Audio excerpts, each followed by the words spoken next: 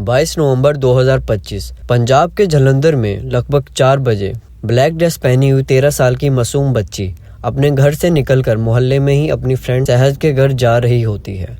वो अपनी माँ को बताकर ही निकली थी कि वो अपनी दोस्त सहज को घर पर खेलने के लिए बुलाकर ले आएगी, लेकिन आधे घंटे बाद जब उसकी माँ और भाई घर का सामान लेकर लौटे तो घर का मेन डोर और लाइट्स वगैरह खुले पड़े थे। अपनी बेटी को घर पर ना पाकर उन्होंने अपने बेटे सहज को घर पता करने भेजा, लेकिन सहज के अब्बू हरविंदर सिंह ने कहा कि वो तो यहाँ आए ही नहीं, सिराज तो खुद अपनी माँ के साथ लुधियाना गई हुई है। बात पूरे मोहल्ले में फैल गई, लेकिन किसी को भी बच्ची का कोई खबर नहीं मिल रही। दिन दहाड़ एक शांत और सेफ सोसाइटी से बच्ची का यूं गायब हो जाना सबके होश उड़ा देता है।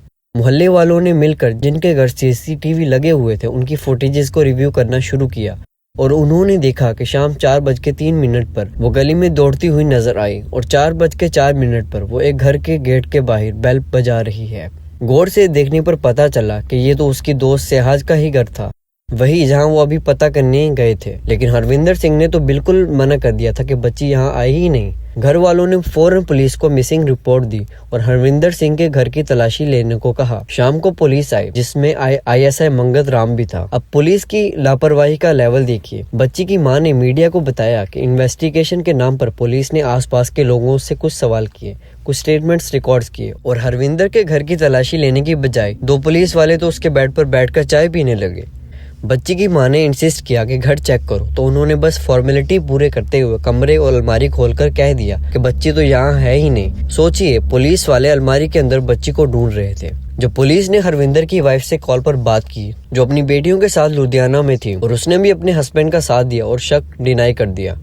4 घंटे बीत चुके थे, फ्रस्ट्रेशन बढ़ती गई। मोहल्ले वालों ने फुटेजेस को दोबारा चेक किया। फुटेजेस में साफ दिख रहा था कि बच्ची सहज के घर के अंदर तो गई लेकिन कभी बाहर नहीं आई। बच्ची की मां बार बार हरविंदर के घर जाकर पूछ चुकी थी, लेकिन वो झूठ बोलकर हर दफा मना कर देता था, बल्कि बदतमीजी तक करने लगा। फुटेजेस क्लियर प्रूफ था कि बच्ची उसके घर के अंदर ही थी।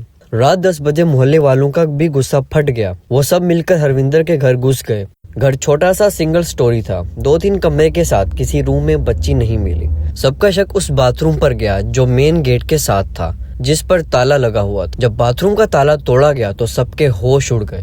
बच्ची बाथरूम के फ्लोर पर बेजान पड़ी थी। उसका चेहरा लाल था और मुंह पर कपड़ा ठोंसा हुआ था। ये मंजर सुनकर भी जिस्म कांप जाए। सोचिए, जो लोग वहां मौजूद थे उनके दिल में गुस्सा और दर्द कितना बढ़ गया होगा। लोगों ने हरविंदर सिंह को घर से घसीटकर मारना शुरू कर दिया। लोगों ने उसे इतना मारा कि उसे आग लगाने की भी कोशिश की, लेकिन पुलिस ने पहुंचकर उसे भीड़ से बचाया और हॉस्पिटल एडमिट करवा दिया। आखिर हरविंदर सिंह कौन है और 24 नवंबर को उसने पुलिस को ऐसा क्या कन्फेशन दिया कि पूरा शहर उसे फांसी देने की डिमांड कर रहा है। लगभग 50 साल का हरविंदर सिंह, जिसे रिम्पी उर्फ हैप्पी के नाम से भी लोग जानते हैं, जलंधर के MGM स्कूल में बस चलाता था।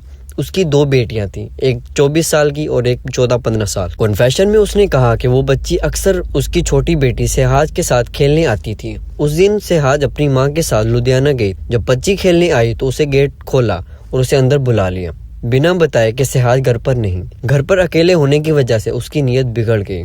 उसने बच्ची को बेडरूम में बुला लिया। जब बच्ची ने वापस पूछा कि सहज कहाँ है, उसने मौका देखकर जोर से पकड़ लिया। बच्ची घबरा कर खुद को छुड़ाने लगी। जब वो चीखने ही वाली थी उसने मुंह में कपड़ा ठूंस दिया और उसका गला दबाने लगा, तब तक जब तक वो हिलना बंद न कर दे।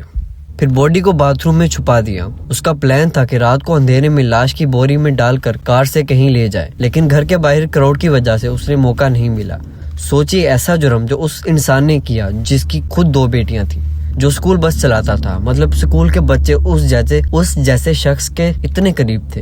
इन्वेस्टिगेशन में पुलिस की लापरवाही और बदनामी और बढ़ गई। बाथरूम पर ताला लगा हुआ था, फिर भी उसे चेक नहीं किया। अलमारियां खोलकर देखते रहे। पोस्टमार्टम के मुताबिक डेथ का टाइम और पुलिस के पहले विजिट का टाइम ज्यादा गैप नहीं था। लोग कहने लगे कि अगर पुलिस वक्त पर पहुंच जाती तो शायद 1% ही सही, शायद वो बच जाती।